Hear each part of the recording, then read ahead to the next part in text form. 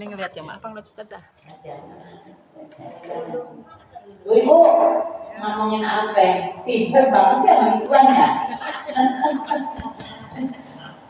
Ibu-ibu hadirat yang berbahagia, ada apa di mana yang nilainya 1000 bulan itu? Ada nuzulul Quran. Turunnya Al-Quran.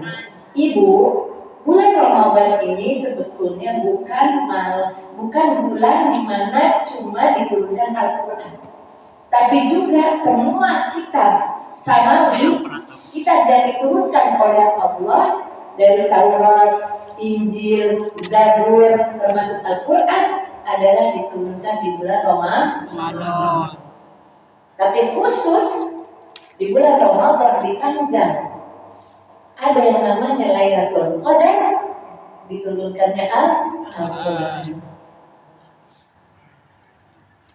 Oleh karena itu saya berpikir ibu-ibu, bisa jadi kenapa bulan Ramadan ini bulan yang dimuliakan oleh Allah, karena di malam itu adalah malam diturunkannya Al-Quran. Al-Quran ini adalah kitabnya Allah, pegangan kita untuk menuntun kita ke jalan yang benar yang diridhoi oleh Allah Subhanahu wa taala. Kalau kata anak-anak sekarang GPS ya Bu ya. GPS atau apa ibu-ibu, pedoman hidup kita. Kita ada tuntunan untuk hidup yang lurus, yang benar, yang diridhoi oleh Allah melalui ajaran yang ada di dalam Al-Quran. Dari Al-Quran, ibu-ibu hadirat yang berbahagia, bulan yang diturunkan di situ Al-Quran, maka bulan itu menjadi mulia. Al-Quran ibu-ibu ini tadinya kertas kosong, dan ini kertas kosong. Saya tulis ayat Al-Quran, maka ini menjadi mulia. Ketika dia kosong, kita injak-injak boleh? Kita ludahin boleh? Kita taruh di bawah lempar nggak apa-apa. Tapi setelah ini kertas, saya tulis ayat-ayat Al-Quran, maka tidak boleh disembarangi. Ya Bu ya? Jadi ibu-ibu, kita kalau melihat kertas ada tulisan, kita lihat, kita pungut, apa tulisannya? Apalagi kalau ibu-ibu, jadi Al-Quran itu memang nur, cahaya. Karena cahaya ini Al-Quran, dari kejauhan kita udah bisa melihat. Pasti nanti ibu-ibu Allah kirim. Allah kirim orang yang akan bisa nantinya menyelamatkan Al-Quran daripada keterceceran, sehingga nanti dia akan memungutnya.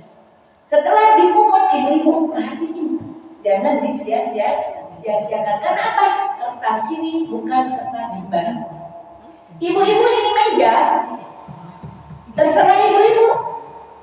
Ibu mau injek-injek karena mesti nyalain lampu, karena enggak kesampaian tangan kita untuk menekan tombolnya, kita mau tekan tombol apa ini kipas angin, kita nggak bisa, maka kita gunakan meja. Tapi kalau ini meja kita khususkan buat tempat di mana dia ada Al-Quran di atasnya, maka itu meja tidak boleh disembarangi. Makanya ibu-ibu, jadikanlah meja jangan cuma semata-mata buat Al-Quran. Kalau bukan semata-mata buat Al-Quran, buat taruh kitab, buat taruh makanan, buat taruh buku, buat taruh pensil, buat taruh apa aja selain Al-Quran. Tapi di situ juga kadang-kadang kita taruh Al-Quran, maka ini meja boleh diinjak-injak. Al-Quran ibu-ibu ini tas. Ibu kan kalau zaman dulu saya ini pernah cerita ya. Al-Quran ibu-ibu kalau zaman dulu tuh saking orang tua kita memuliakan Al-Quran, maka dia bikin tasnya Bu. Jadi dempet. Jadi bentuknya bentuk kain-kainan. Pas banget sama Al-Quran, sama bentuk besarnya Al-Quran itu. Udah, jadi dia pegang itu. Supaya apa? Supaya enggak berdebu supaya nggak rusak. Maka dipelihara itu Al-Quran oleh orang tua. Sampai-sampai ibu-ibu orang tua kita tuh Bu, kalau ada baca Al-Quran, gitu. Terus ibu-ibu yang namanya Al-Quran, ibu-ibu enggak dipegangnya nggak begini, tapi diginiin dulu ya. Yang sudah dilupakan oleh anak-anak kita, kebiasaan orang-orang tua kita di dalam memuliakan Al-Quran. Nah, karena itu tadinya ketika nggak ada Al-Quran, kita boleh itu memperlakukan tas sembarangan. Tapi ketika kita peruntukkan itu tas untuk Al-Quran, maka itu tas menjadi mulia, nggak boleh disembarangan. Nah, ibu-ibu hadirat yang berbahagia, kembali kepada Ramadan. Jadi Ramadan kenapa mulia? Bisa jadi karena di dalamnya ada satu malam diturunkannya Al-Quran. Ibu-ibu, Ramadan, ya Allah, Ramadan ini ibu-ibu ibarat gelas, ibarat piring, ibarat wadah adalah tempat yang sangat suci. Makanya dibilang ibu-ibu, Ramadan adalah bulan yang suci, gitu kan? Bulan suci Ramadan kita istilahkan kayak begitu. Memang iya ibu-ibu, bulan Ramadan ini adalah bulan yang suci. Makanya ibu-ibu, sesuatu wadah yang suci akan sayang kalau kita isi dengan sesuatu yang tidak suci. Nih ibu, gelas nih, terus kita masukin air cembera. Kira-kira ibu-ibu merusak citra gelas ini enggak? Merusak, ya kan? Ya Allah, sayang gelas cakep-cakep, bersih, sampai melesnang sampai melesnang, ibu-ibu malah kan tadi udah diputer biar cantik kan. Mek, ketik ada TikToknya. Tadinya aku mau live TikTok. Pokoknya nggak boleh. Iya siap. Nah ibu ini apa? Ke ibu Nyai, ke ibu Nyai. Berarti udah live TikTok ya? Udah diem. Nah ibu jadi ibu ini kertas, ini apa? Gelas. Citranya kayak ini ya Bu ya. Tercemar. Kenapa? Karena isinya comberan. Makanya saya bilang ibu-ibu hati-hati besok bulan Ramadan. Ketika ibu-ibu Allah janjikan melalui lisannya Nabi Sallallahu Alaihi Wasallam, man ada fislatan minal khairi fihi kaman ada faridatan fima siwa. Barang siapa yang melaksanakan satu perbuatan baik dari perbuatan yang sunnah, maka dia akan mendapatkan pahala seperti pahala dia melakukan perbuatan yang fardu. Kalau sekarang ibu-ibu yang fardu dilipat gandakannya cuma 10.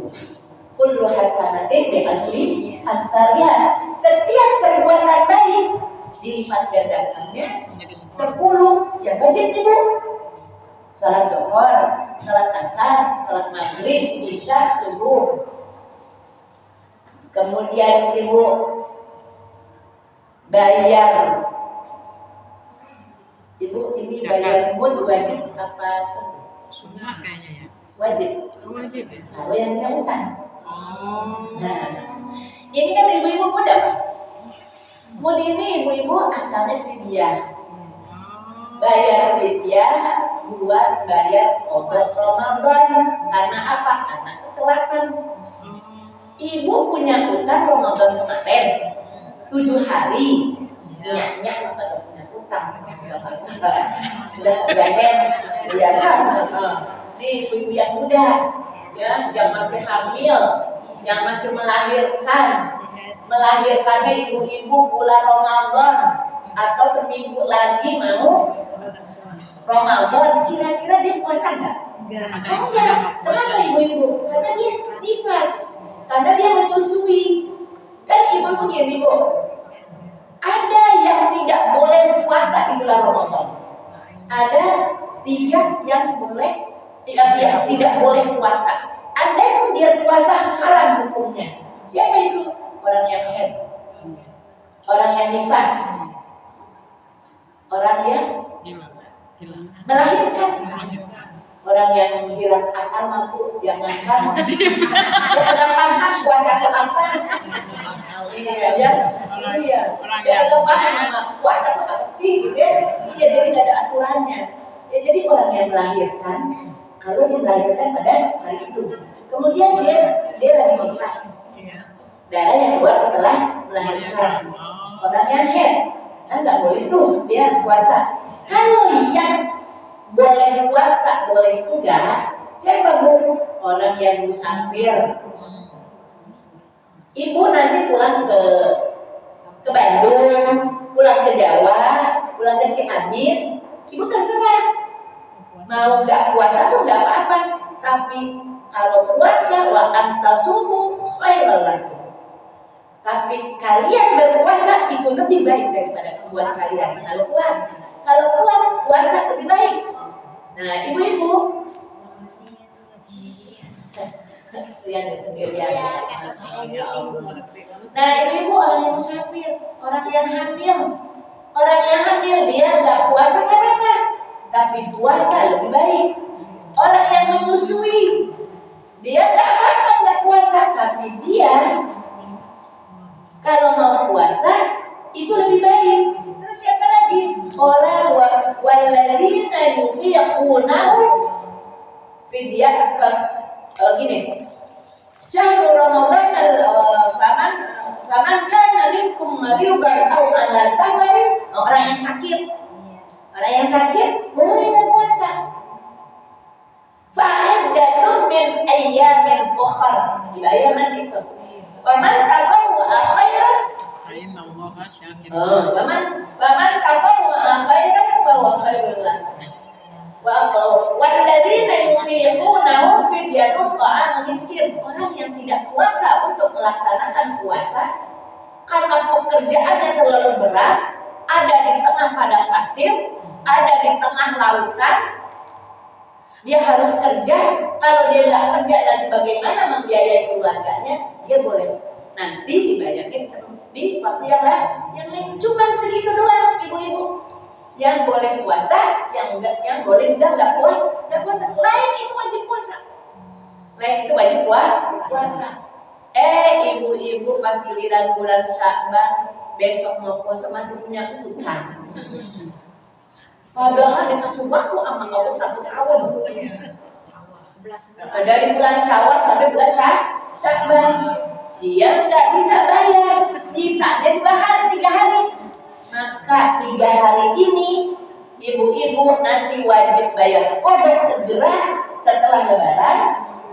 Kemudian sekarang ada bayar apa tuh kalau bayar motor? Ibu bayar motor lewat dari denda namanya. Ibu namanya denda. Ibu jangan begini, punya utang 3 hari bawa berasnya cuma seliter. Dari mana ya? Terus ibu-ibu hadirat yang berbahagia yang puasa. Jadi ibu-ibu bayar pun buat bayar puasa itu adalah wajib. Maka ibu-ibu yang sunnah kalau sedekah di bulan-bulan yang lain namanya sedekah. Tapi nanti bulan Ramadan sedekah biasa-biasa saja, maka dia akan mendapatkan pahala seperti pahala dia melaksanakan yang fardu. Dapat 10. Tapi ibu-ibu yang fardu dilipat gandakan menjadi sab'ina fardhatan. Seperti dia melaksanakan yang wajib sebanyak 70. Ibu sholat Zuhur, Asar, Maghrib, Isya, Subuh, sekarang ibu dapat pahalanya dikerjainnya 1. Dapat pahalanya 10. Kayak ibu ngerjain sholat Asar 10 kali. Bisa ibu sholat Asar 10 kali. 1 kali aja dikasih. Masya Allah. Nanti bulan Ramadan 70. Kayak kita ngerjain sholat zuhur 70 kali. Itu nilai besar sekali kalau kita ibadah beramal soleh di bulan Ramadan.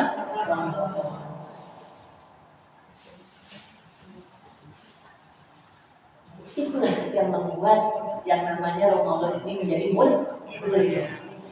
Ibarat apa? Ibarat gelas yang bersih sekali dimasukkan dengan sesuatu yang bersih, maka nilainya akan sangat-sangat bernilai. Tapi kalau sampai dimasuki dengan isi yang jelek, ibu-ibu mencemarkan, itu yang namanya Ramadan. Jadi ibu-ibu nanti bulan Ramadan kalau pahalanya aja dilipat gandakan sedemikian rupa, maka ibu-ibu kalau ada orang yang melakukan sesuatu yang jelek, maka Allah juga akan melipat gandakan siksaan dan dosanya seperti perbuatan baik, namun mungkin tidak seperti buat itu. Karena apa ibu? Karena innallaha ghafurur rahim. Karena Allah itu maha pengampun dan maha penyayang. Kenapa ibu-ibu Allah sandingkan selalu innallaha ghafurur rahim? Rahim ini cuma buat kita itu orang mukmin, cuma buat kita orang mukmin. Karena ibu ini ya, di dalam Al-Quran itu Bismillahirrahmanirrahim. Rahman sayang, Rahim juga sayang. Tapi ada beda nggak antara Rahman dengan Rahim? Beda. Ada perbedaannya. Kalau Rahman buat siapa saja. Kasih sayang Allah berikan buat siapa saja dari makhluknya. Itu dikasih sama Allah, kasih sayang. Tapi kalau Ar-Rahim, ibu-ibu tidak sembarangan diberikan oleh Allah. Kasih sayangnya cuma diberikan kepada orang mukmin saja. Kapan ibu? Nanti di akhirat. Di sini masih semuanya berlaku Ar-Rahman. Kasih sayang. Jadi Allah sayang banget sama kita orang mukmin. Jangankan di akhirat. Dari sejak di dunia Allah sangat menjaga kita orang mukmin. Nah, ibu-ibu hadirat yang berbahagia,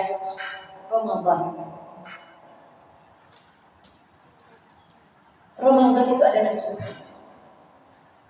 Maka kita harus usahakan masuk ke dalam bulan Ramadan itu harus suci. Tidak akan diterima amalan kita kalau kita tidak suci.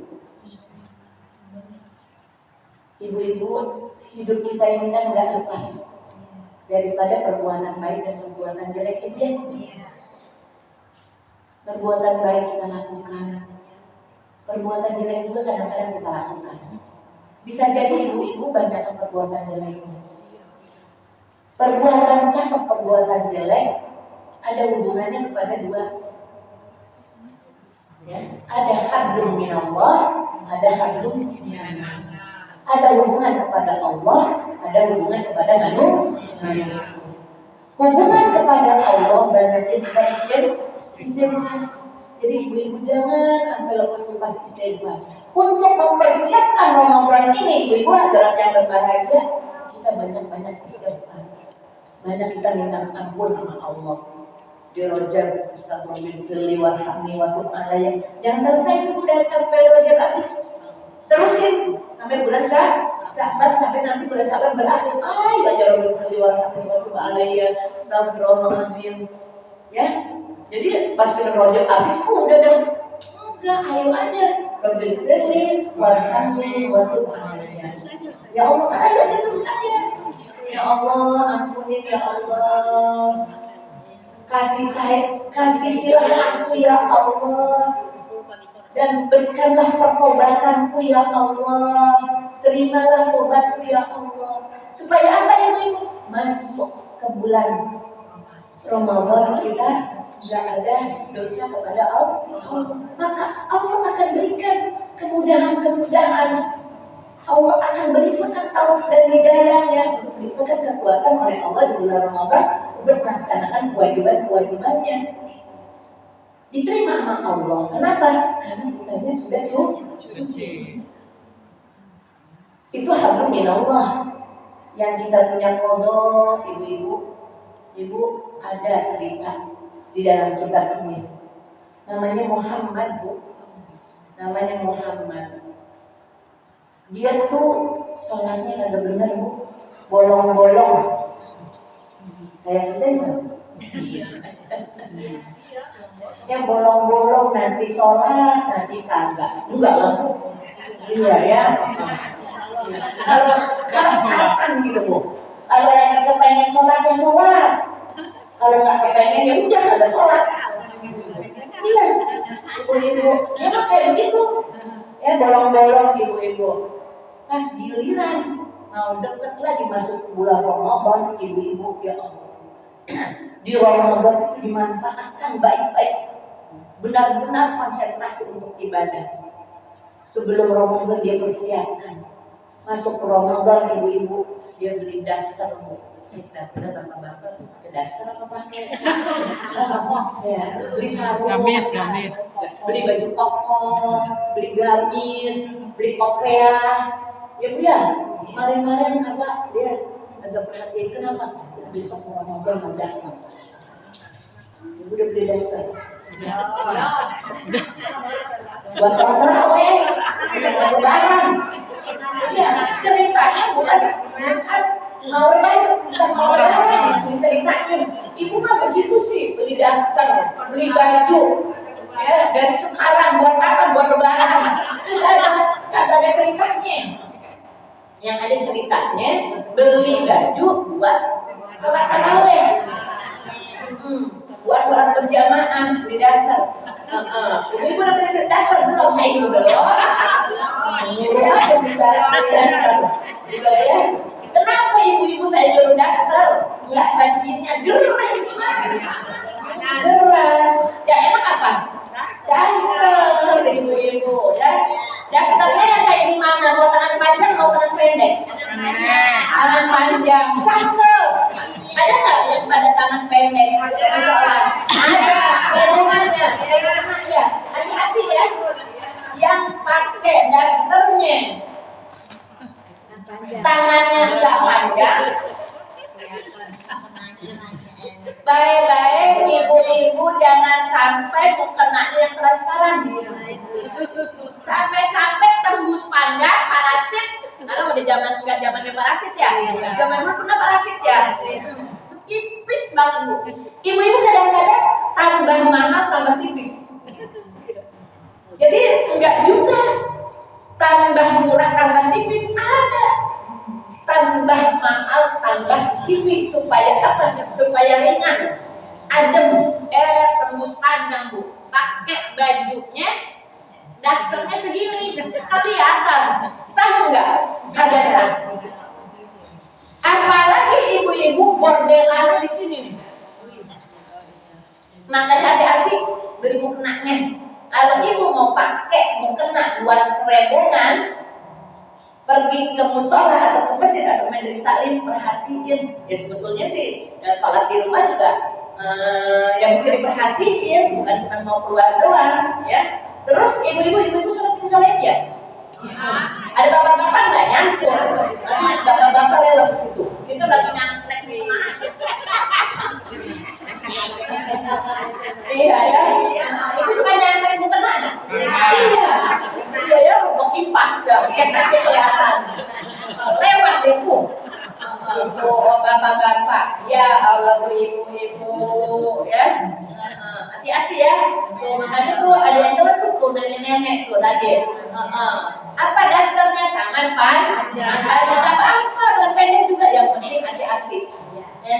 Kalau tangan panjang lumayan ibu-ibu, Allahu Akbar. Nah, ibu-ibu jangan tinggi-tinggi. Akbarnya Allahu Akbar kelihatan itu. Ya. Dan mesti hati-hati banget kalau pakai mukena yang tangan pendek. Ya sebetulnya tangan pendek tangan panjang di rumah juga harus perhatian, ya. Jadi mukenanya berhati-hati. Oh ini lagi ngomongin apa? Bu lagi ngomongin ada yang namanya Muhammad. Di luar bulan Ramadan dia sembarangan sholat. Pas giliran Ramadan subhanallah ibu-ibu sholat yang tadinya ditinggal